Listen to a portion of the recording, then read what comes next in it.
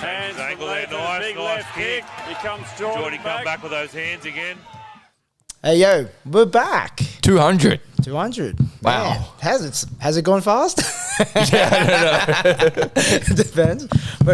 But congratulations, man. It's a good one. Good times. Who would have thought when we first started the podcast that we kind of end up in this position here? Yeah. Yeah. But like, if you don't remember, we started as Enter the Double Dragon first. Yeah. And then we just kind of progressed along. And like, a bit of audience change. So when we first started, like, I don't know, it's just kind of shit talking about just combat sports. Well, like, would you say, I'd say we're a Muay Thai show now? Yeah. That's what happened. Yeah. But like, we interviewed Lachlan Giles once. Yeah, we did. Yeah. Lachlan Giles, Reece McLaren, Yeah. as well. A couple of MMA guys, but like, yeah, but now it's like I think we just kind of saw where our audience was and just go, Yeah. we just kind of go. Deep. And but like, also, I wasn't like paying attention to anything else. Yeah, that's it. Well, you've been single track minded, Muay Thai. Not like me, I know.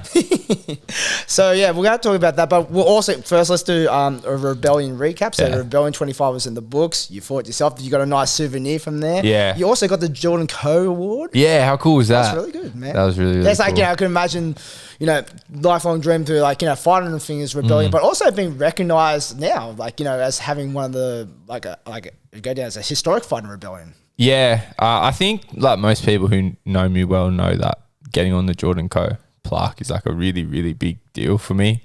And it's interesting because after fights, I usually get rid of my social media for a Just have a week. break. Yeah, because like I think it's, I don't really know. I think like there's a lot of social media involved in putting fights on. Like I feel like I spend a lot of time, on my Instagram and stuff before fights, but also I think it's so important after a fight to like decompress a bit and just think a little bit more clearly. Like I think getting rid of your socials like sort of periodically is a good idea. Have a good sabbatical. Yeah. I think it's a good thing to do, and I think after fights is like one of the best times to do it because it's a really important time to be like just thinking clearly and like down regulating a little bit. I think like, of course. I think Instagram and stuff like, I think you don't realize, but it winds you up a little bit. Yeah. And I guess like, even after fight, it can be a barrage afterwards. Like even if it's good stuff, but like, it's like, I just need to, Yeah. The good stuff is you want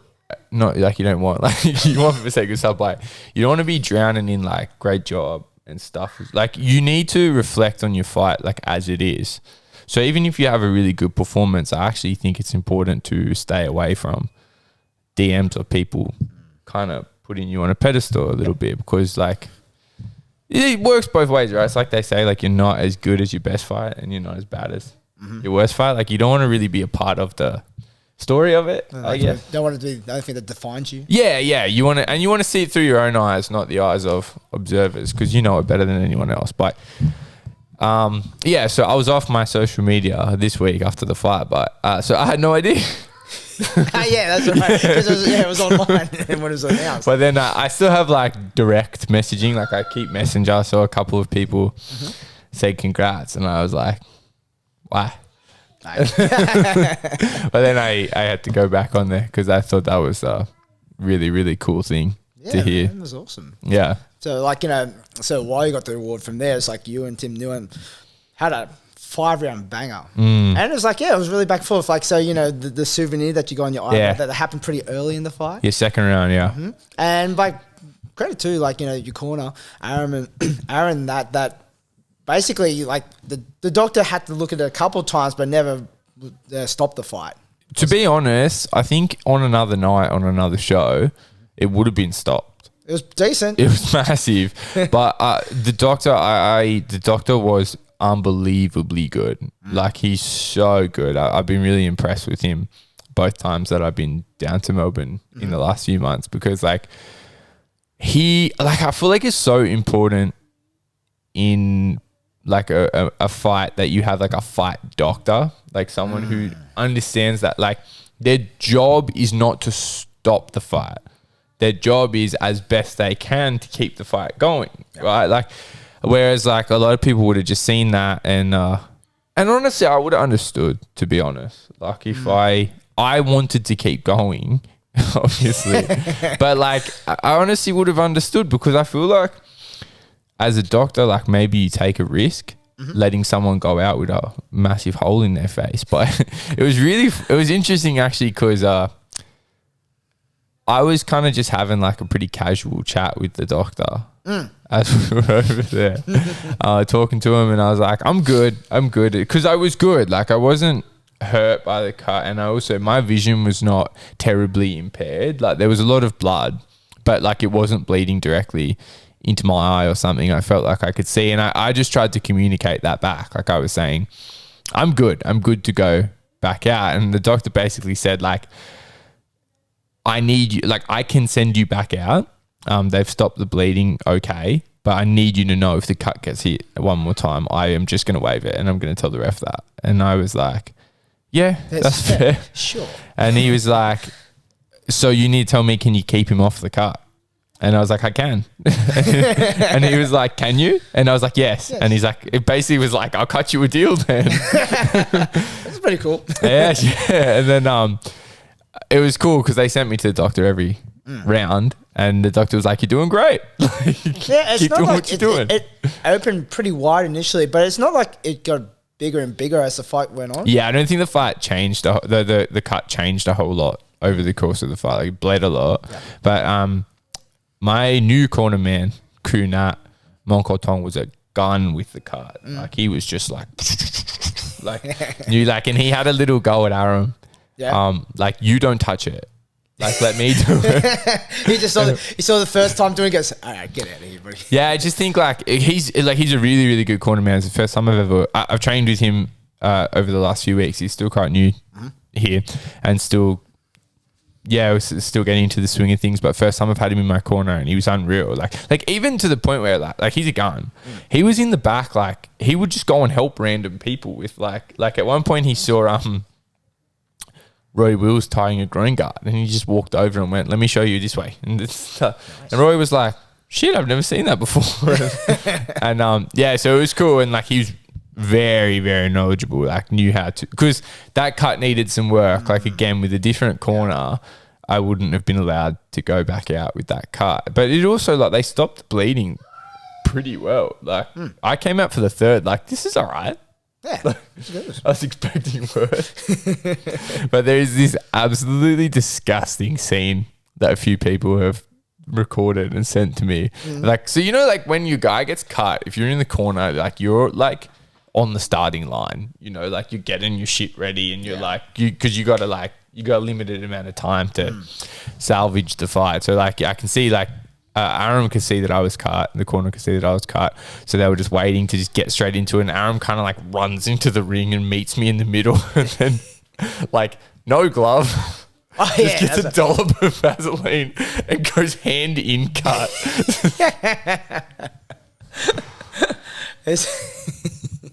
That's gross. It's really gross. That's all right. But you know, you got to get stuck in sometimes. We all have to build our immunities back up again. So yeah.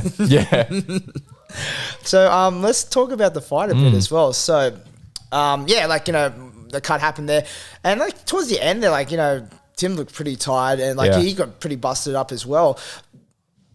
The fight itself, was it pretty much how you expected, or like was there a bit of surprise from Tim at some portions? I mean, like, from like Tim's quite tricky. Like he like, it was a tricky elbow. Like it just was so glancing. He's got like he's got pretty. He's kind of hard to pin down. Like he's very flighty on his feet. You know, we were ready for Tim with he's got big hands. Like and I feel like I didn't really get punched clean a lot. Like that was kind of, I think, like for me the goal was largely to, I mean, not like I think when you fight someone who's a big puncher, you want to kind of drag the fight out a little bit, so test the gas tank and stuff like that, which I'm still not super comfortable with not going forward. Like it's something like it's so habitual for me to just kind of track forward, and that was probably the biggest mistake that I made early, is I should have played a little bit more of a long game. But then again, like when I would like, and that's kind of like the discussion I've been having with Aram, like sort of between rounds, and there were certain things I was doing where he was like, you did them fine, but they weren't the thing to do. Like, you know what I mean? Like he would be like, I would do something. That's fine. That worked, but I don't think that's the shortest path to victory. And like, so, I probably like kind of walked into the fight too much in the early going, and you could probably, put the elbow on that. But honestly, what happened 3, 4, 5, that's more or less what I wanted to do. Was kind of just put the pressure on a little bit, make it more of a clinch fight, land some knees, and I was pretty happy with how a lot of that work looked. I just I think that was like probably like the main narrative most people would have come up with, that Tim would have been a strong start. Yeah. Like, trying to barrage a bit, and then they knew would come later on in the fight. Yeah. And that's how it went down. End up being a draw. Yeah. I never had a draw before. Yeah. Oh, yeah, that's right. Yeah, first draw. First draw. First time for everything. Yeah. But I guess it'd be more so Hayes scored the first round.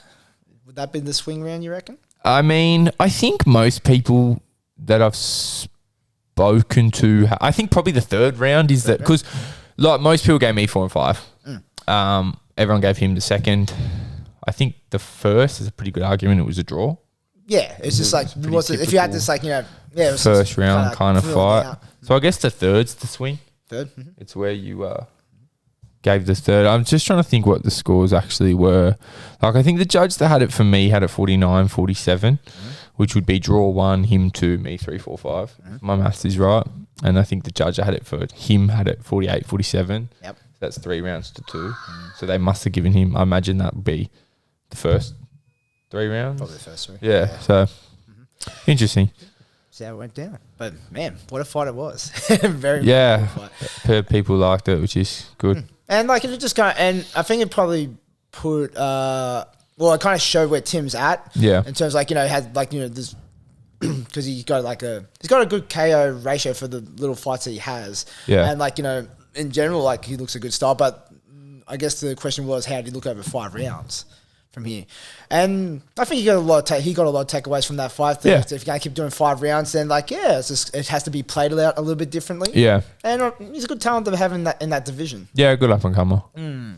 Yeah. So going on to there, speaking about some of the other fights that went down, because generally the whole night was really good. Mad. It's like it's like every fight I go, this is all really good fights.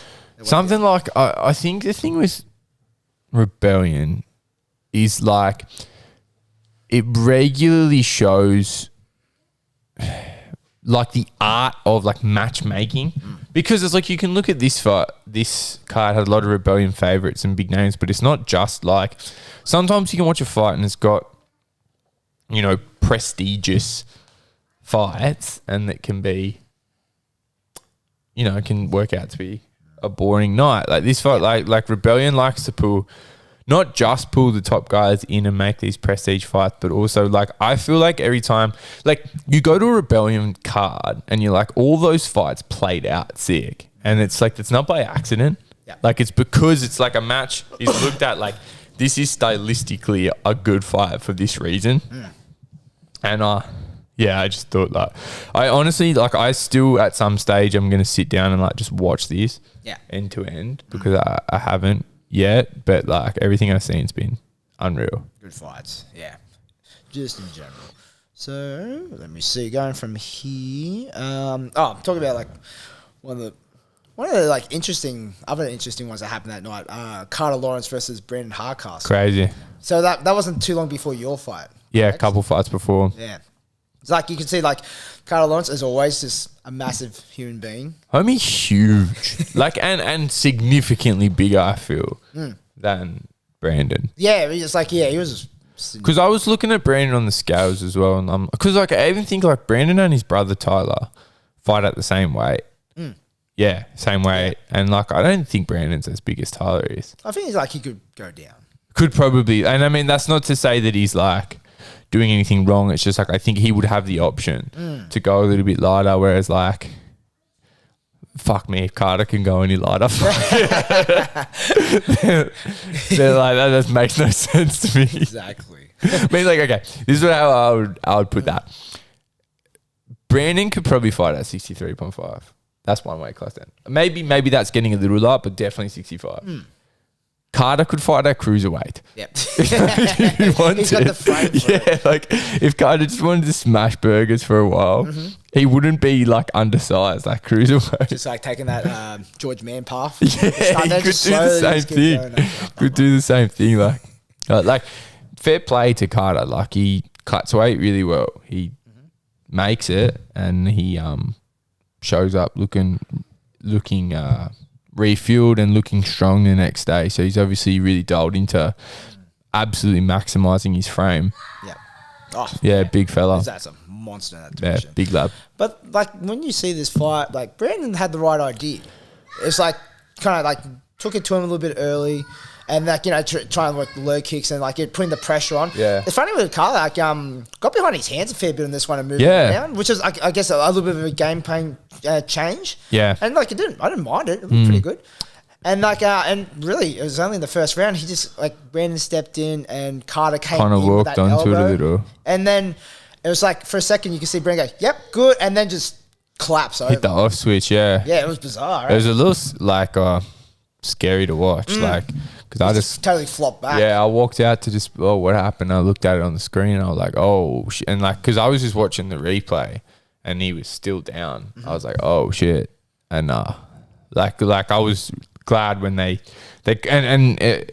still didn't look great when they brought him to the back. Yeah. And like so I went to the back with them like just to follow and make sure someone was staying with him stuff. But he was good. He was good after not that long. Yeah. He was in good spirits as well. But it's like, it's just a funny one that you just don't expect to see a lot of. Yeah, it was, and I thought it was well played by Carter because it was Brandon's game was kind of just crushing that space and playing in that middle range, like ripping the body and chopping the legs, and that's a good like investment strategy against a guy who's probably going to look to kind of like give him a reason not to sort of make his way through and create that kind of clinching. When you're looking like if Carter wants to step up with his knees and stuff like that, give him like tire him out for one. Yeah. And maybe the thought process is like this guy's very lean. Maybe he's cut a fair bit of weight. If I rip at the body, it might be a little bit more sensitive, which I think that's probably a smart play. And just being active, he would have been the quicker of the two. Yep. Bam, rip, and then see how that plays out. In those later rounds, if you're ripping the body and ripping the legs, can you keep him on the back foot a little bit more and kind of just beat him with that type of game, like put him in a place where he can't score as well? But then Carter just found that timing, found that rhythm. I think maybe there was a somewhat predictable rhythm to when Brandon would cover the space because like there wasn't heaps on that elbow. He really made Brandon run into it. And a good performance for Carter, who had a funny run where he had 2 draws in a row. And then, of course, had that big step up and fought Your Tong Chai. Yep. Took an L, so back in a big way. Well, that's a good way to do it. Is like you go back a little bit, and then you make like good adjustments of that, and have a good showing, and then like continue on. Yeah. And it's that like I think this was kind of a fight where Carter spent some time in that upper echelon. More experience against more experienced guys, but also like had a big step up against a crafty Thai, and then kind of came back to that more up and comer layer. And you can see like he was good for it, getting good experience, and interesting to see who'll be next for him at that 67. Or again, like we've talked about him before, like does he stay at 67? Does he go up a little bit? He's good. Does he go up a lot? Like really do whatever you want. That's right. Okay. So going off from there, one of the other earlier fights was Van versus Isaac Tomlinson. See this one because it was the very first. I think. I didn't really get to catch any of it. That was a draw too, huh? It was a draw. A lot of draws in Melbourne. Yeah. I think Melbourne has more draws than everyone else. Everyone just split to go, I saw this, I saw that. Like, am I making that up though? Because like Carter had those 2 draws. There was like I can't remember the last time I was at a show and there was 2 draws in the one night. Nah. There was 2 draws I think there was some draws and roots as well. Oh, was it? Yeah. Which is like I don't know what that means. There seems to be a lot of draws. Yeah. Hopefully we can go back some time and then catch up on that as well. Yeah. I mean they'll all start going to YouTube probably like next week, right? Yeah, it looked like a good 8 man. It went down pretty good. Yeah, again, like I didn't get to. I've seen bits of it. Yeah, but I heard the results. I didn't. That Conor Goodman is really good. He's good. Yeah, trains with my friend. Yeah. Corey. Yeah, cool. Cowboy. Yeah, down at Cowboy Muay Thai. Like they're a good stable. Yeah. Excellent. Yeah, probably getting sidetracked a little bit, but again, we would like to give up. I mean, I didn't get to give like been a lot on, so yeah. I mean, I was not there on press duty, so I didn't get to see everything I wanted to see. We were talking before this, like a lot of shows happened this weekend. A lot of stuff went down. Yeah. I only got to saw Rebellion. I didn't get to see anything else. That was a lot on. Yeah. Well, Van Fan versus Isaac Tomlinson. Yep, I watched a bit of it from there, and like probably draws it. I never felt like anyone stepped above each other. Yeah. In this fight, there was there was a lot of investment in throwing the low kick from Van. Especially on the rear leg. Yeah. A lot. But like, I don't know. Just watching the fight itself, like these types of fights, which is like a 5-rounder. Like expect like the last couple of rounds to go. Oh, okay, now someone's gonna start trying to pull ahead. But it just seemed like the cadence never really changed. Yeah. But that's what I found anyway. And at the end there, like I was like, I wasn't watching it ultra close. I go, for this one, because it's just the open. I go, I'll just watch back and enjoy it from there. And when I said draw, I go, yeah, it kind of felt like that way. Yeah. So. What I heard from Kunat is he was watching and he said it was a draw because like no one ever really like stepped the power up. He said it felt a bit the same. Yeah, it was a little bit like it was like they were doing that kind of early rounds thing, like playing tag, like bop, bop, bop. But like, you get me. Yeah, like no one's like putting the stamp on it and really kind of like a lot was going in. And I think maybe that can be something because Isaac's so entertaining. Like he's got the high volume, but I think sometimes maybe he needs to just sit on his shots a little bit more and like he moves a fair bit. Pick one good one instead of putting the emphasis on the movement because he's disruptive. Yeah. Bam, bam, bam, bam. He's everywhere. But sometimes the other guys just kind of like, okay, like some efficiency is maybe missing from that. But again, I haven't seen the whole fight. Well, I could see from Van's perspective, like obviously he's got a big kick, yeah. But like he was like targeting the back leg, which is like it's like unorthodox. Yeah. From there, and like and probably like same thing, trying to box like Isaac in. Yeah. And like if Kunat said that, I totally agree with it. Yeah. Yeah. It was pretty back and forth. I don't think anyone really got on top of each other to kind of be a definitive And that's a credit to both guys as well in that even if sometimes it's less a matter of like I think they were both difficult to pin down, both difficult to keep in one place. And that's like the same thing, like the I get you, you get me. Like no one's giving it away either. Yeah. I also think maybe Isaac's time at this weight might be done. Yeah. He looks solid, and he looks good. He looks really good. But I think he had a little bit of trouble getting to 59. He's noticeably more solid, and I think maybe he'll be better off, maybe a bit more powerful. And he is going up. Why I say that as well is I know he's going to fight at 63.5, which is leapfrogging an entire weight class. Yeah. Next, so I think maybe his time in the 50 kilos is coming to a close, and sort of maybe 61 would be good for him.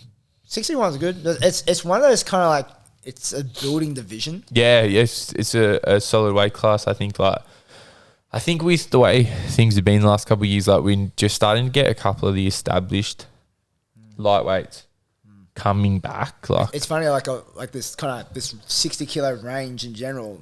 That seems where it's happening. Yeah, yeah, definitely. Like lightweight's been a pretty consistent division, but I think it's just like a bunch of the talent that have been on the shelf are coming back, and then kind of in their absence, more guys have been coming through. So that's becoming a fun weight class.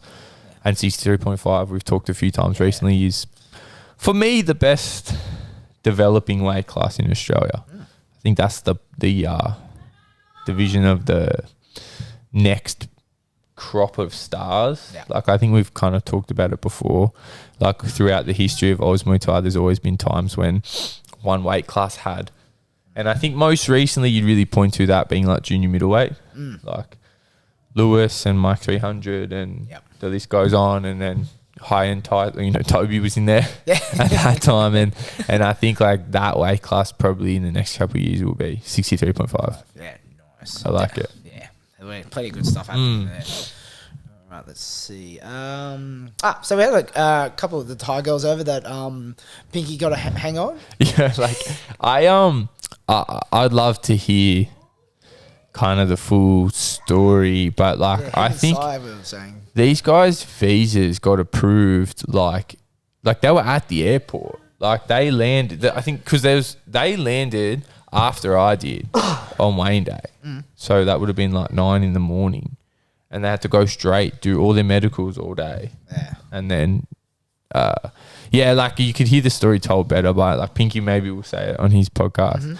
I don't want to pretend I actually know. I don't know how this visa shit works, because that 1774 is the same thing. Like 1774, Muay Thai League found their own problems with visa. Like someone who understands visas explain to me why it's so hard to get people in from Thailand, because like I don't get it at all. But it seems funny, like at the moment, like from like a few get through the fight, but like it seems pretty hard, and a lot of them seem at the moment don't seem to make it.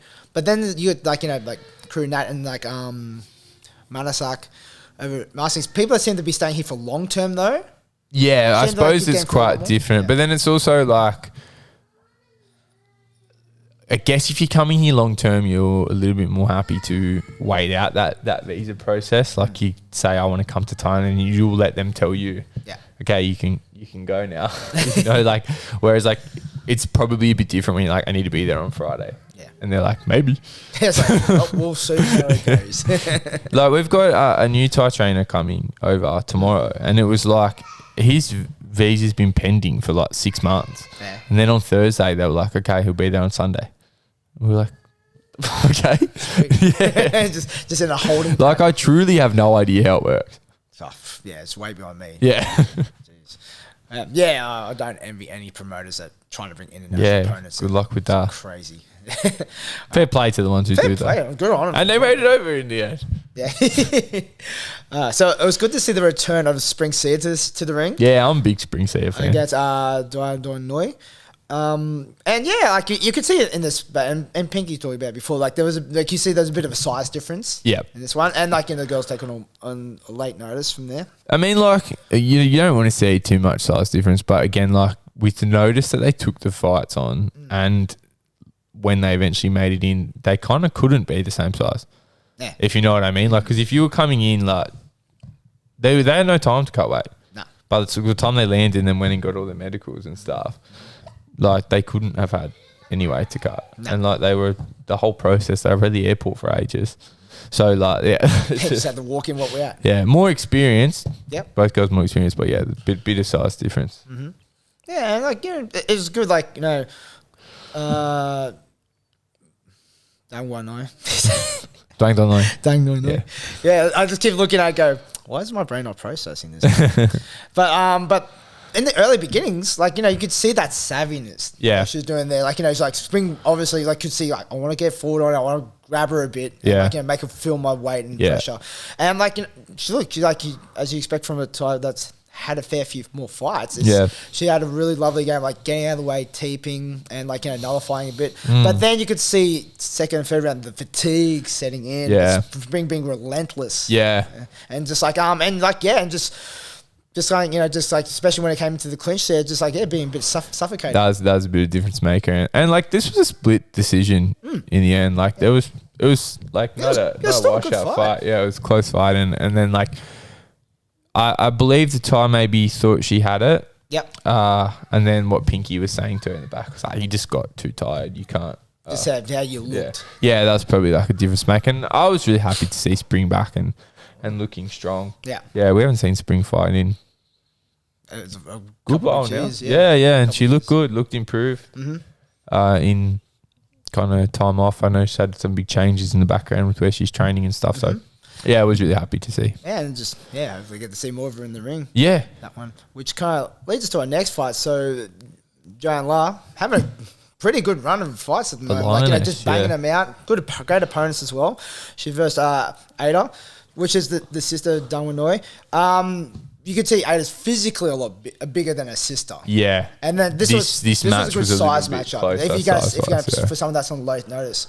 And Joanne loves the Superman punch. Loves the Superman punch, signature move. But like it's a really kind of busting right hand that she throws. Yeah. Yeah. It's again, especially for girls, it's like, probably a lot of them don't get to fight opponents. Like they come against it, and it's like once you kind of like you see a lot of guys hit it, go Jesus Christ, this is like it's like I can't really do much with it. Yeah, she's got like she's got a. I feel like she's sort of like built to punch almost. Like she's got quite big lats. Yeah. Like I've seen her do chin ups. She's a beast. Yeah, yeah. Like her frame really lends itself towards like throwing solid right hands, and she works that really well. There's some really good like exchanges here where they're kind of flying, but you can see that Fameur kind of style coming out of Ada. She was like, the evasiveness was awesome. Yeah. In the punching stage, and kind of picking nice little counters as well.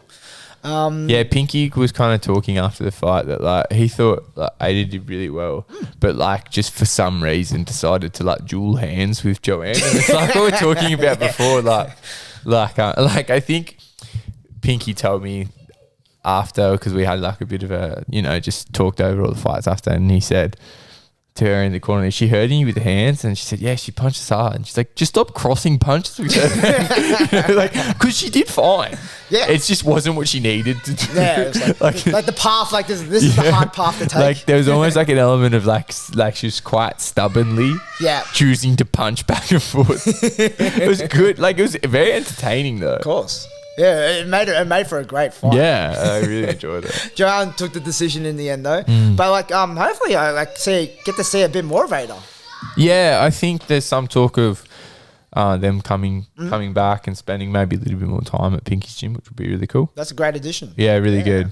And get more fights happening in the I think some really big fights in the pipeline for Joanne too. Oh yeah, was it 53? Oh yeah, there seems to be a little bit going on around. Yeah, recently snagged the WBC Australian title at that weight. I don't know what's confirmed and whatnot, but I'm hearing some pretty solid matches. Yeah, can't imagine. Nice. All right, so the return of Supernong to the ring. Yeah, against David Truong from Riddle's Doom WA. Massive experience difference. Huge. Yeah, Dave was like a fair bit bigger, but it's funny. Like you see Supernong from there, just loves it. Like the hands go. Supernong's so good to watch. Yeah, like I think it's one of those fights. I think David's quite hard to match. That's quite small. Yeah, 52 kilos, 53 kilos, whatever it is, and Supernong is small even for that weight. Yeah, he's like much smaller than David. Like he could probably fight at like 46 or something. Like, he's so little, and like he weighed in like Muay Thai shorts. No, he showed up to weigh-ins in Muay Thai shorts. Yeah. And then got his rebellion shorts and put them on over the top and weighed in both of them, and he was still underweight. But yeah, he's definitely like a pocket rocket, eh? Like left hand. It's just like on the money. But but just the low kicks. Just having it. That's like what that was David's undoing, unfortunately. Yeah, just found him early and was just relentless with it, eh? Yeah.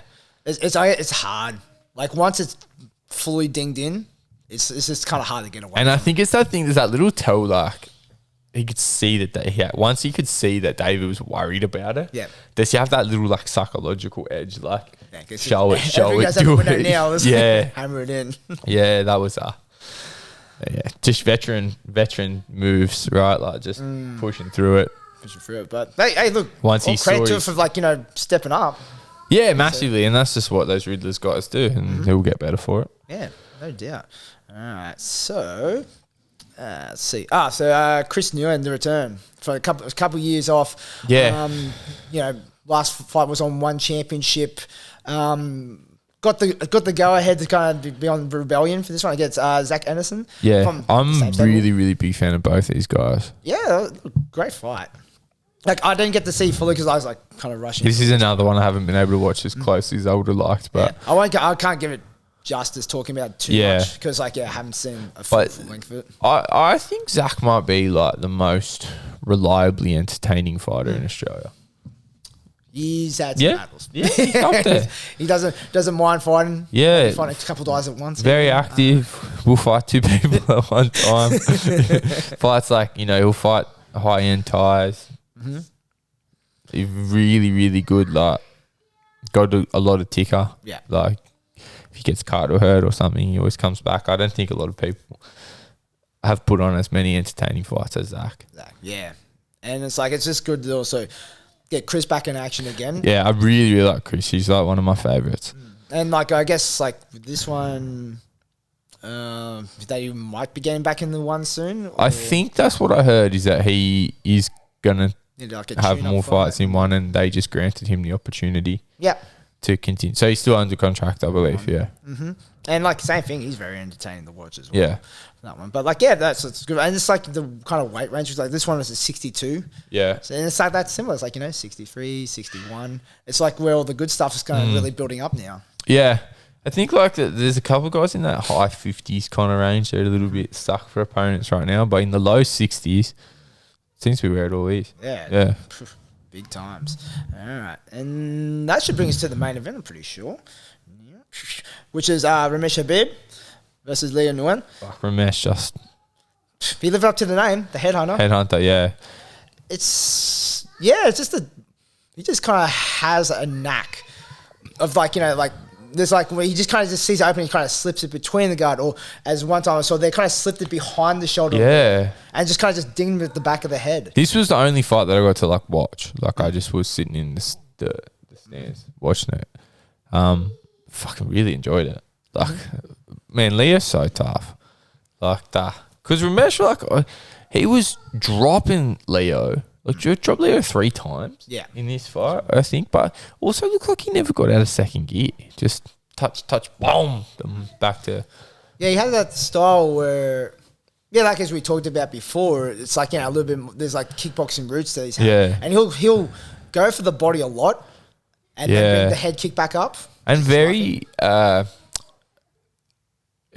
don't even know the word. Like the angles that he can like fit his head kicks in, like he likes that, rip the body and then come all the way over the top. Like very and isn't it like, he's a long dude. A lot of range, and he's really swings that whole frame behind, especially the high kicks. I thought this was like a super classic Ramesh fight, like that real headhunter style of, like, he's got a few tricky setups to get you standing up nice and tall, just to whip that high kick over the top of the gloves. Yeah, really, really good. Good. Yeah. And it's like not much else you can say about it, because, like, like, yes, as we talked about, like, Leo, it's like, it's got a hard, like, bit of a experience differential as well. Yeah, experience. And that kind of showed in that. But, like, and then just Ramesh was like, just pretty much in control of the entire fight. Yeah, just cruising, really. Yeah. And, like, it should be good. Like, in terms of, same thing, there's a lot of these guys that haven't been on the scene for a while. There's all these Melbourne fighters. And then now they're coming back on and putting on great shows, and you just kind of hope that they get a good roll on of, like, being able to match for the next couple of years consistently. Yeah. And I think that's like, I think the last 2 Rebellion cards have sort of been comeback cards, and like the December one especially, it was still quite limited as to who you could call. Like WA still couldn't come in and stuff like that. International borders are still getting back to 100% normal, but I think that now, if you look at what's in the pipeline for Rebellion the rest of the year, I think it's really going to start to pick up where it left off before the lockdowns and things. Some internationals coming back in. So Tamsi Yotong will be back in town for the next Rebellion. Cool. I hear some whispers about other things that are happening, and I'm really excited for the August Rebellion. Nice. So, like, you kind of see after this kind of show from there, like, it's a constantly improving Victoria's standing in terms of the talent they're popping out to the rest of the country. Yeah, and like I was saying before we started recording, is like Rebellion just has, like, it's so dialed in. It's like putting on the show of the caliber of Rebellion. It's not just like what you see in the ring, like, it's so professional out the back as well. And like size, like, team of guys that help are so good. Like, I think I said this after the last time, like, they're unbelievably good. Like, the way everything runs out the back, it's just like, it's one of those things. I think when a show is run really well, you don't notice what's being done because it just happens. Like, and that's really what Rebellion is. It runs beautifully. The guys are so good at what they do. So good. Like the guys that help Sai out, and like, it's easy to underestimate like that you can be good at being in charge of the gloves and stuff like that. But like a lot of people aren't good at it. Yeah. Like, these guys are so good at keeping everything organized and getting the fights running to time and stuff like that. Like so it's really impressive to watch. Yeah, it's excellent. Like you think there's a bit of a link like with each state that are like rising in Muay Thai? There seems to be like one or two like really kind of high level shows. Yeah, that kind of helps create it. Like you got Rebellion there, and they got like they also got Hardcore and Warriors, where like Sydney's got like Siam the Sydney, and like in 1774, and then you turn to Yokout's come back now, Domination, Epic Muay Thai Grand Prix. Muay Thai Grand Prix, yeah. And it's like, you know, these type of these kind of super player shows seem to be like, you know, it brings the talent of the state up. Yeah, because they've got something to aim towards. And then it's also like if you have like a top layer of shows, like it allows the other shows to become like supporting kind of feeder shows, like a tiered system helps. If you are in a position where one show can or a couple of shows can be like the front runners and kind of focus on the top end stuff, and then the rest of the scene can kind of become the engine room, and it gives the fighters something to sort of aspire towards. Yeah, it seems like a good correlation there. Run good shows. Yeah, no, and support good shows as well. Yeah, and that's what, like, to be honest, I think the biggest thing I see when I go to Melbourne, is, I think they're just communities. I mean, I don't want to say anything bad about Sydney, but it's like pull your socks up, Sydney, because we're getting better. But Melbourne's community is better. Yeah, like when you go there and like there's a full crowd of people that are there to watch good Muay Thai, and like they're appreciative when there's a good fight on. Like, whereas I still feel in Sydney a lot of the time, it's like, I think it's harder to draw a crowd outside of like the immediate friends and family of the people who are watching, who are fighting. Whereas like in Melbourne, like you feel like everyone's there. And like this is the biggest thing that I find about Sydney is like people go nuts for the guy they came to watch. And then, you know, they don't care. Leave or like, whereas like, of course, like someone like Ramesh was in the main event. A lot of people, he's got a big support network, but also everyone who bought a ticket, like the seats were still full because people know they're watching like a really, really good fight. And that's like part of like the branding and stuff. And talking to like Aaron about it after, because of course he's a promoter. It's like, it's the same thing. It's really hard to be like, you know, here's like a fight that you should just care about if you care about Muay Thai. People are really, it's really hard to get people involved and interested outside of like their guys at their gym. Yeah. And that's what I've noticed for Melbourne community is really, really strong and people are really getting behind it. And if you put on a good fight, people want to come up and say, thanks for putting on a good fight. I really enjoyed it. Whereas like still feel like in Sydney, like it's hard to, it's getting better. It is getting better. But I think Melbourne's kind of like Australia's fight capital. It's like, you know, the UFC come here, where they're going to go to Melbourne. A lot of big fights happen in Melbourne. Basis tomorrow. Yep. He's from and same thing. They just seem like it'd be a lot more supportive of combat sports. Yeah. A lot of the great MMA promotions are the local ones are in Melbourne as well. So yeah, it's interesting to see. And like I've only really fought in Sydney and Melbourne for the last like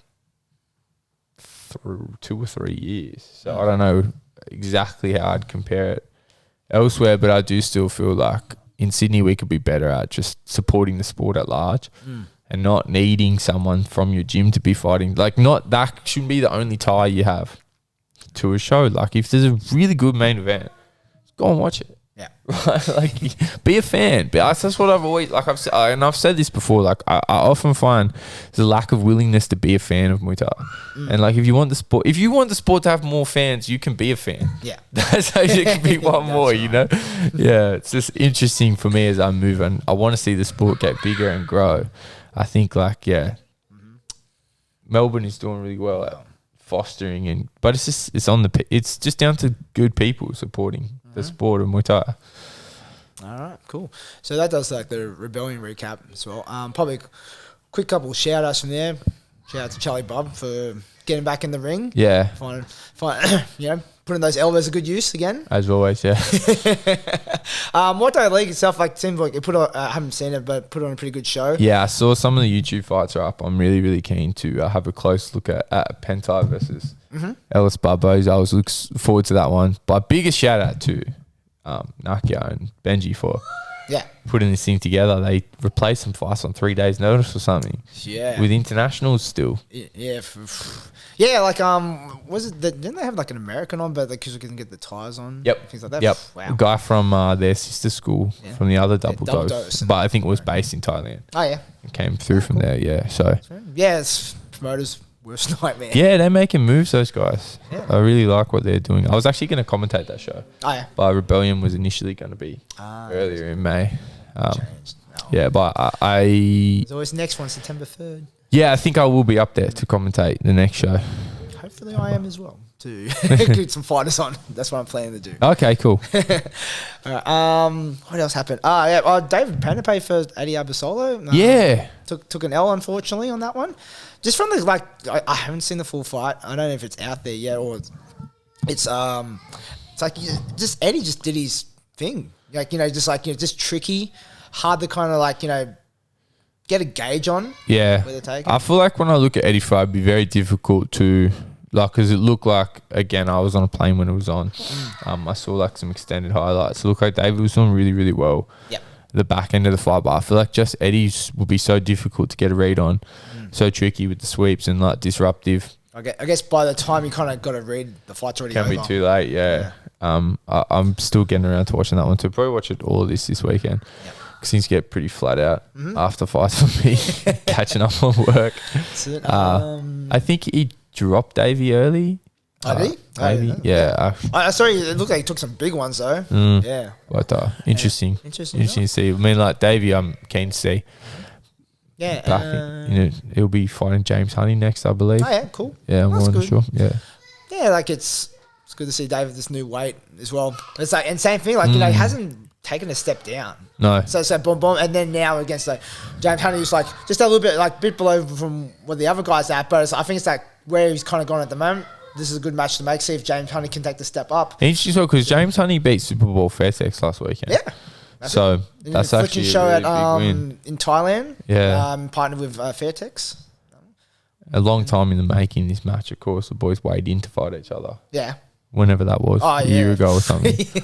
When it got shut down on the day. Yeah. Or something, right? Yeah. Terrible. So that'll be good. That's a good fight to make. That's a really good card. Yeah. Oh yeah. Which card is that again? That's War on the Shore. Oh, that's gonna be one. Yep. James and David. I'll be on there. Nice. Ibrahim versus Tom Oh, Cannon. I saw that. That was a Good fight. Good fight. Palanchok and Alfie Smith. Yeah, nice. Excuse anyone, I'm forgetting this. Really good fights. Yeah. I'm really looking forward to that one. Nice, awesome. All right, so that does the recap of like a bit of the shows there. When we come back, take a little short break from there. We're going to talk about the history of our podcast. Catch you in a bit. All right, and we're back. So 200 episodes. 200 is a lot. It is. Did you think we would make 200 when we started? Definitely not. I don't know what I was expecting. Like you think about like from there, like, well, when we first started, like how many other like Australian-based podcasts were there that kind of covering the same similar kind of content? There had been like, I never think we were like the first. Like there have been some really good ones, but I definitely feel at the time we started. But I feel like that was the reception. Like when we did it and we started to get a few episodes done, especially when we first started doing guests, people were like, this is cool because there is nothing like this right now. Again, like we were kind of inspired, I guess, by some really good ones that had sort of fallen off a little bit or had just sort of stopped. Like what is now ages ago, but at the time that we started was like not that long ago. Like I think when we started, like Chris had been doing the 8 Weapons podcast. Like it had stopped by then, but it was not too long before. And some bigger ones, like the Muay Thai guys and stuff like that, had also stopped. Yeah. So fuck, time flies, eh? Because it was it's like, oh, if there's no podcast, we just make our own. And like, so geez, this feels like a bit like this is your life. But like, the first episode, October 4th, 2017. was it intros 2017 ADCC? We covered ADCC. Yeah, fuck. I would Glory have 45 and UFC 216. Crazy. That was our first episode. How the what was it? How like the podcast has actually changed in like what terms we covered? Yeah, I mean, I feel like I thought for the first little while we were doing this, like we were kind of just doing it for us, like to figure out how to do it, and then like just sort of cast the net sort of wide, and then dialed in on what was getting a response, I guess, and what. I don't know. Really, for me personally, like I only ever wanted to talk about Muay Thai. So, like, like I said before, we started as like enter the Double Dragon podcast. From that one, there was three of us. There was Trent here. Yeah, as Trent well. was here too. And then like every time it just came like we kind of the audience that kept like give us topics and getting responses was like Muay Thai, but also as well like that's where we had our we had skin in the game. Yeah, well. And it's like I also thought that. It was like there's a lot of MMA podcasts and a lot of jiu-jitsu podcasts. Yes. But like even at like a world level, there's not a lot of Thai boxing podcasts because it's kind of depressing making a podcast for 15 people. But that was the audience I felt that was really screaming for a podcast. And that's how like I met a lot of people because they would just send me a message like I'm listening to it and I really like it. And like people that are like, that's how I first kind of started to chat to like Pinky and stuff like that. Cause they would like, what I always thought was really cool about doing this is we started to do it and the community were very supportive and very like thankful almost, which is not how it always is. Like it was like people like, okay, like I feel like there was always a thing where when we were looking at Muay Thai, I was like, I really want there to be a Muay Thai podcast to talk about the sport and build the sport, but I don't want to do it. And that's so like when you come out, like when we started to do it, it was like, Andrew was super supportive and wanted to come on and help this become a thing. And Sai came on quite early as well. He was like one of the earlier guests because creating that little bit. And I think like when it comes to making a podcast about really what has become about Australian Muay Thai as well, it's like, it's never going to be, it's just not a huge, it's a niche audience, but like you can help stimulate conversation around the community. And that's like a really important thing to do. And I think when you look even in the last couple of months, like now there's a few Muay Thai podcasts and like there's a bit of interlock as well, which I think is really cool. It's not like we're competing against each other. Not at all. And I think people like, I chat to people and they're like, I really like it. And one of the really common things I would hear is like, I wish there was more podcasts. Cause like, I think people that just love Muay Thai, it's like podcasting has become like such an influential form of media. Like over the last 10 years, especially podcasts have really become a part of daily life to people. Like it's a very important form of media and the accessibility of podcasting, like really, anyone can make a podcast and that's not always a good thing. like I think for me, I don't know if you feel the same way. For me, it was like people would ask the question like, yeah, but how big can an Australian Muay Thai podcast get? And it's like, yeah, probably not that big, but like, what are we shooting for? To be a little bit of a voice in the community and help. Like I watched like a lot of Thai boxing, like a lot. And like when I started, when I was a kid, there wasn't really a way to keep up with what was going on. And I know I'm not the most comprehensive source of what's going on, but I believe that I can help people who are just starting to get involved, point them in the right direction for what to go and watch. And that's what that's what there was none of to help. And it does help grow the sport. If you can just help make people aware, because like, you almost need to just become like a curator of what's going on and help. Because for me, like when I started watching Muay Thai, I really wanted to watch it, but I didn't know where to go, for one. And I also didn't know what was the stuff to watch. And what, like when you want to watch MMA, you just turn on the UFC. And there is more than that, but that's like a pretty good collection of the top MMA in the world. Whereas for Muay Thai, like you don't really know where to go for. There's some show looks really big, but it's actually kind of average. It's like it can be difficult when you're getting through Instagram and sometimes all the people that are the most famous are not necessarily the best. It can be a little bit harder, a bit more watered down sometimes to understand what to watch, and just being able to be a voice of like, here's what happened last weekend, and this is why that's kind of an important fight. And just because then you just help people. It's not about like, you help people understand and get that context so they can then go and fight. For me, what I've always just wanted is like more people, like people like Muay Thai and do not have enough access to it to enjoy it. That's to me where I think the problem is a lot of the time in growing Muay Thai. Is that, well, it's it just doesn't have the platforms that like MMA has and boxing. Yeah. And just being able to tell stories a little bit for what's, but like really like fuck, like I was a kid when we started.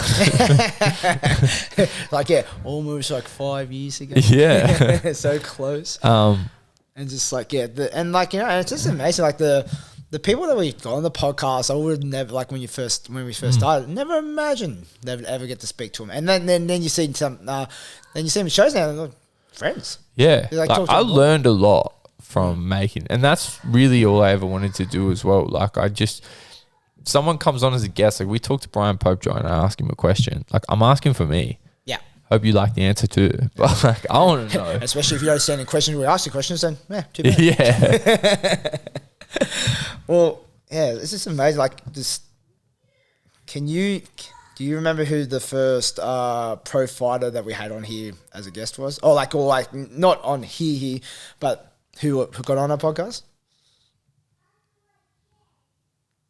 I don't remember. He actually went there, yeah. So I took it on my phone. Jai Opataya. I remember that. Yeah. And you feel like something like Jai Opataya, and you go, what? Really? It's like, it's so bizarre. And just before that was Sainaji. Yeah, I thought he was an early guest. Yeah. But like, I just look back at just on the list of stuff, go, yeah, really? Okay, that's pretty cool. And that then after that, Lewis me. Regis was after that as well. It's that was a good episode. Rolled on. It's funny as well, like the podcast itself, how it started off, like just doing recaps and that, which is still what we do. And I think that's like, we're really good at our lane at it. But also like, I guess we're almost like the guest podcast as well. We go out and find guests and like, you know, talk to people, do an all right job at it. People keep coming back to talk to us. So I mean, like we just chat shit with people about Muay Thai all the time. It's just about recording it. I'm sure there's whole episodes I've forgotten, eh? Oh yeah, for sure. Like, you know, how many people go in there. But was it like one of the best received guests ever? Or like in terms of just, I'm just going off listens here, and this is going off YouTube as well. Like when we expand into YouTube, Nugget. It's like easily one of the biggest ones. Yeah, he was one of the biggest. And he's like, he's a funny dude as well, speaking to. So I think you just feel that one. Yeah. That first. And then we had him on again. Did I do that alone both times? Or did I was on the second time. Yeah. Remember the second time from there. But yeah. I really liked, I really, really enjoyed the Nugget episode. Both of them. Yeah, it was, and like, you know, just the character to speak to as well. Yeah, I'm sure he's not been on for the last time. like most people. And then like the people that have been on the most, like, you know, like Andrew Parnham, Sai, Kieran, on their own podcast. Is that all Thai? 3? Has anyone been on 4 times? 4 times. I think 3 is the... Yeah, I'm pretty sure we've had Kieran 3 times. Yeah. I don't know if anyone's been on 4.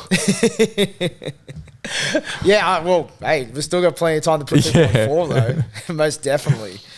And I'm just trying to check back on the videos here. It's like, because like, just going off the YouTube kind of views from there. Where is it?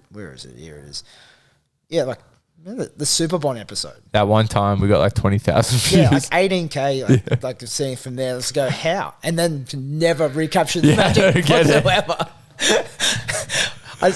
It's just like after that episode, it's going, maybe we should learn to speak Thai. I was like, because it was all Thai. All the comments were in Thai, yeah. And I'm going, are you putting it on a translate or something? Like captions? Like, what are you going to info? Or you just saw like Super Bond's picture and they go, yep, yeah.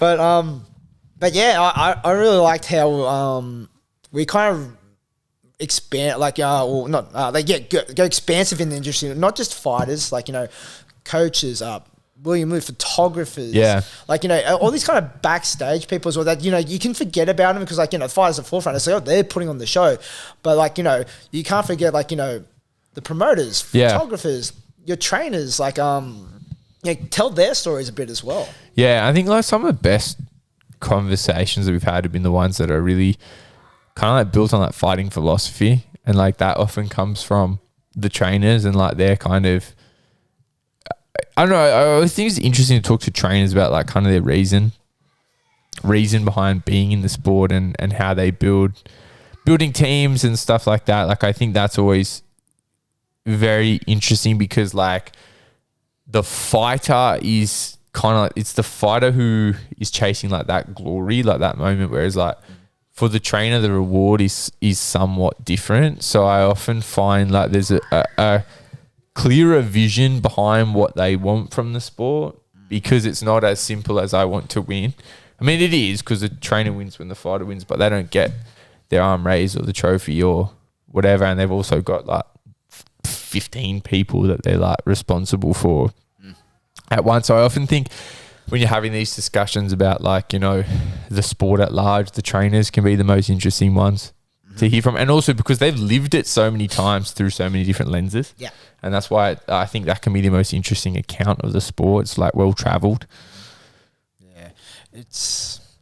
I don't know, it's just talking to a lot of people, like, I was like, I'm really appreciative, like, man, it kind of, expanded my knowledge and appreciate everyone in the game. Yeah. And like, it's funny though, it's like a lot of people we still probably haven't met in person, but still feel like I have a good connection with, like, you know, Matt Lucas. Who would have thought that? Like, you know, it's go, we've got a really good connection with him. I've never met him. I've met him, yeah. But like, you know, it's go, I feel like a good connection with Matt. Yeah. Kind of vibe nicely. Yeah, he's a good dude. And has another one that has like quite a lot of influence in the sport, but has been very helpful. Because it's the same thing. The thing that I really felt is like when we were like, okay, we're really gonna do this, and I also think like it was probably like 18 months, 2 years ago, when we really were like, I feel like that's when we kind of found our format, like just through trial and error, and a lot of people got behind us to support us to keep it happening, and that was something I always really appreciate. Yeah. Yeah, it's just like, been talking here for another 5 years at least. At least. At least. Fuck, where will we be then? I don't know. I'll be 30.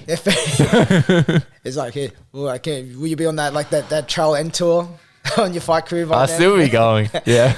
No, I got one more. Just because I'm a rebellion, whatever. Yeah. For like 27 rebellion appearances. Yeah, exactly.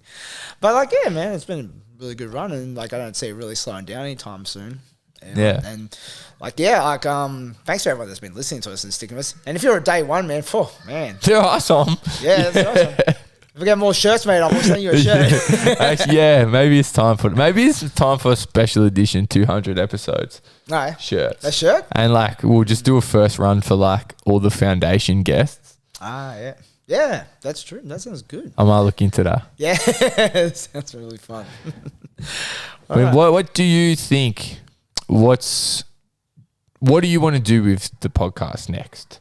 In the next 200 episodes? Because I still kind of feel like we're just starting.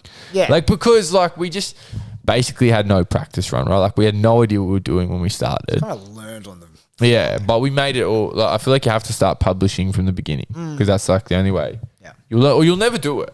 Like if you don't just be shit at it at first, you'll just never get around to doing it. That's what I kind of learned, like, you know, watching various YouTube videos. Yeah. It's like, you know, you got to put out like 30 videos before something happens. Yeah. And it's like same thing with podcasts. Like, you're just going to put it out there and just like consistent, because like even in our time, we've seen a lot of podcasts come and go. Yeah. Like that. And like, and never really to the point go, these guys weren't last. It's just more like, you just see them go, oh, that's cool. Someone else in the scene. And it fades off, because like, it's most things, and even now you see other guys from it, it's just consistency. No one's as consistent as us. Yeah. And we're kind of lucky to be able to do it, because like same thing, like you have to trade down to Albion Park at times. Yeah. We've got two wild ass kids. Well, that's the other thing, is that it's like people are often like, why don't you do this and why don't you do that? And there's a lot of things I'd like to do. And it honestly stresses me out heaps sometimes, because I make all these plans for things I'm going to do. The reality is like, I don't think either of us have that much time. Like you've got kids and a gym and everything, and like maybe I'm just bad with my time, but I'm fucking walking heart attack. It's like 10, 20 coffees deep. At all times. And like, you got a pedometer count of 20 Ks. Like like across, working a full-time job and training here and in the South Coast, fighting and everything else, that it's like, I think the most important thing is just continuing to make the episodes. Then because you can't like boil the ocean with it either, because if it's a 19-hour process getting an episode out, we just can't do it.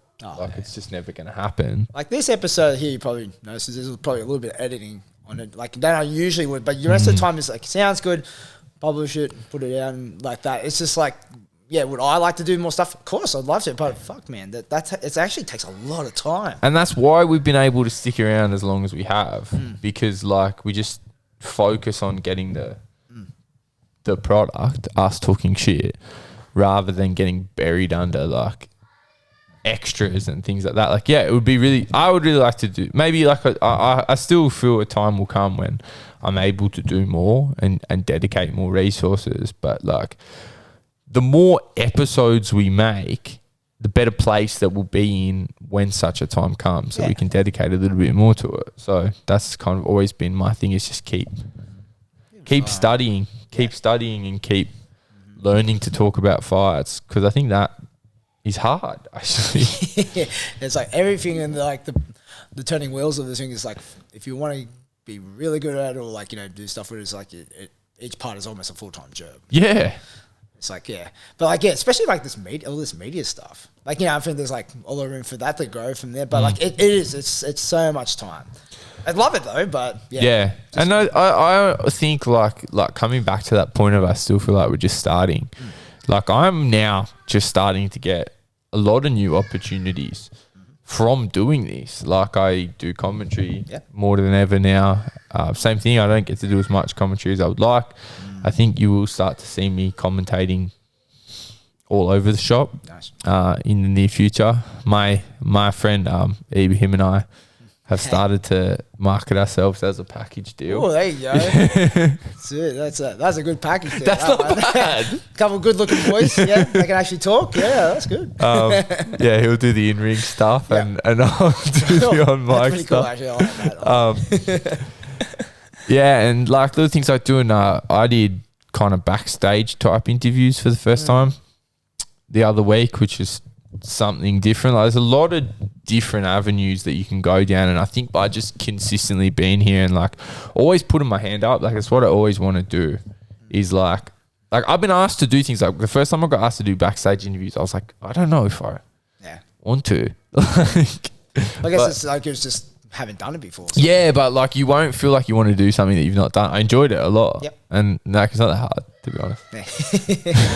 How do you feel? You just go basically just like, I'm just going, here you go, just going to lay it up for you. All you have to do is dunk it, but then, fighters, especially like after they're cutting weight and things like that. Can they do so much? Yeah, so I feel like there's a lot of sort of, like, I do feel Muay Thai in Australia is growing. Like, it's easy to get like cynical about it and feel like it's not, but I do think Muay Thai's got, like, I think it's stepped up a level since we started doing this, for sure. And as that happens, I do think the whole fight media thing is a little bit untapped in our sport. That's why we focused in on it again, because the other combat sports get enough coverage and Muay Thai often gets next to none. And I think fighters are starting to learn their role in that, like, you have to have a bit of a presence if you want the sport to grow. Like, that kind of infrastructure doesn't exist. Like, you have to be the voice of your career, and that involves a certain amount of, there's not one way to do it either.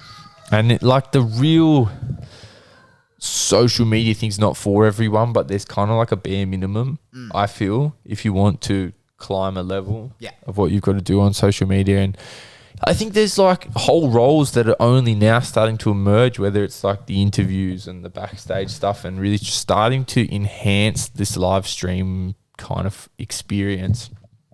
And like, I'm excited to be more of a part of it. Like, I think I'm really lucky now that I work with some promoters that are very open-minded, and like also like some of my closest friends are the promoters. So that's why I was like last a couple of weeks ago, whenever it was on 1774, I was really grateful that I was asked to help, and I was given full creative license. Right. And that's something I appreciate a lot. And like, that's like the first person who ever gave me a shot commentating was Andrew. And like, that was the same thing. Like, I didn't ask to do it. I was asked to do it, and I didn't want to. Like, I really didn't want to do it, but okay. Yeah, I liked it a lot. And it's the same thing. Like, no one's ever been like, sit there and commentate, but this is how it's done.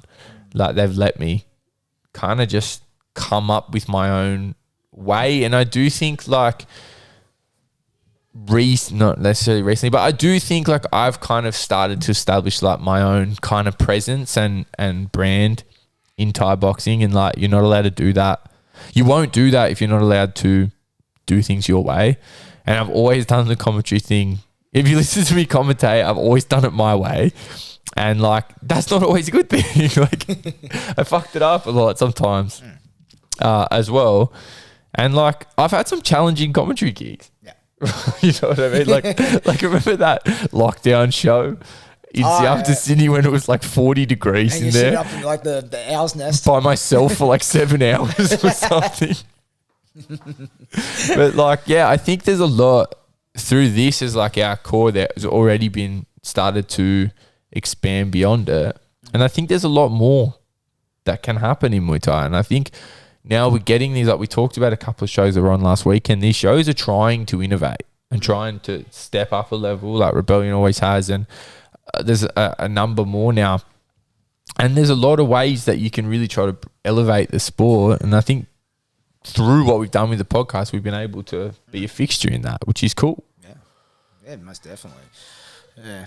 So when I was thinking about that question you said before, where the podcast going to go from there, I was just thinking about like, I think we've tossed around a few ideas, like just kind of getting a lot more community involvement. Yeah. From those kind of like those people that I looked up to. Yeah. You know, kind of like Vice and things like that stuff, but like in a manner that's pretty digestible for the attention span of today's youth. It's like, it's like podcast is good because like it's you can chunk it. You just take whenever you want. It's funny, like nowadays, like, I'm going to hang the laundry or I'm just going to do the dishes. I wish to be entertained while I do this, though. Yeah. So I'll pop on a podcast. And that's easy to kind of do out. Yeah. Mm-hmm. But now it's just like, I want to do like still do the podcast, but even just do like just shorter projects. Yeah. But then it goes into fucking editing again. Yeah. At the time, but yeah. And it's easy to like, I can have a conversation like this one. And like, I've had lots of ideas about other little things that we could do. And then, again, it's just like no more time exists, right? But like I have a lot of things like I'm interested in like expanding within podcasting. Like I've had thoughts about doing podcasts that have nothing to do with Muay Thai. Of course. Like just considerations, and I don't know if I have the capacity to do anything that has nothing to do with Muay Thai. Like, maybe people would be surprised, but we can only try. Yeah, I've had a couple of ideas for like other things I could do. Right. But yeah, I think like there's a lot. Again, it comes back to that same thing where the more we just do it the way we do it, then as time opens up and situations change, there's like you're in the most rehearsed position to just start. Like I'd like to, I think like some shorter form stuff would be cool. I'd be interested in like what people want. You know what I mean? Like, because people have always been people have been very receptive to what we do, but I don't often hear someone like, this is what I think is missing. Yeah, that's fine. Yeah, it's like, it's always, feedback's always been welcome. Yeah. But yeah, let's see if we should do start our own podcast network under the Combat Chat brand. Yeah, like I've had that thought too. Like, boom, boom, boom. Just have like, our little podcast underneath. Yeah, maybe. Who knows? That's like, always open to it. Yeah. It's like, you're aspiring podcaster, send through some of your shit and we'll review it for you. Yeah, that'd be interesting too, is like, what kind of collaborations can we do? And look, we kind of have some informal ones anyway, but I think there's a lot more. I think now that people are really starting to do it, there's more ways for us to all put our heads together, because at the end of the day, like, you're not going to be the new Joe Rogan show if you're talking about Muay Thai. I think like all of us, and I feel like that's the general sentiment. I think people understand Yeah. Like we're better as a collective. Yes. That's awesome. Cool. I reckon that about does it. Yeah, probably. Yeah, like I said before, been a very appreciative journey so far and sticking with us, and yeah. I want to hear from anyone who was listening at episode 1 that is still here at Shout 200. out. Be honest, don't be. When we do like an Instagram Don't post or be- something, put your hand up in the comment section. Yeah, I want to know. OG. All right, guys. Yeah, thanks for listening in, and we'll catch us on Spotify, Instagram. Catch us everywhere you find Yes, we're anything. pretty much on That's it. Also subscribe and rate. The Yeah, 5-star ratings, that's actually the call out because that's still kind of new, but that will help us a It lot. helps. Yeah, it just helps us get like in everyone else's random feeds. Yeah, so if you could just take out your phone and give us a 5-star on Spotify, Yep. I would appreciate it. That's it. And if you got any kind of business, I'll reciprocate. I'll give 5 stars to your business. as well. Yeah, I'll return the favor. And also tell us what your favorite episode was. I want to know if people have a favorite. Yeah, for sure. All right, guys. Thanks for listening, and we'll catch you back next time. See ya. Peace.